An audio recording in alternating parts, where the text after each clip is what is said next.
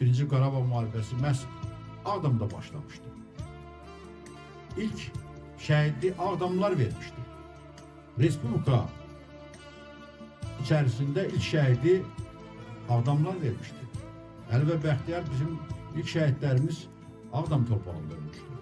Və onun ardınca Birinci Qarabağ müharibəsində Ağdam torpağında 6000'dən çox Cənab Prezidentin sözləriyle desək, şəhidlər Ağdamlılar tərəfindən verilmişdir.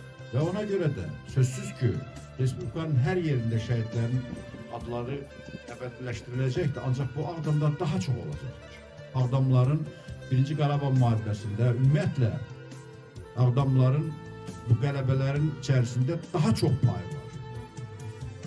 Daha çok şəhid verdiğimiz kimi daha çok payımız var.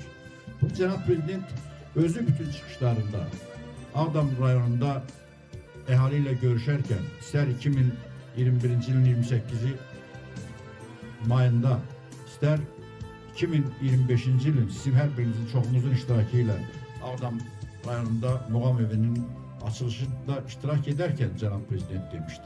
Ve Cənab Prezidentin o sözleriyle ki, yaşasın Ağdam, bu bizim için büyük gurur getirir.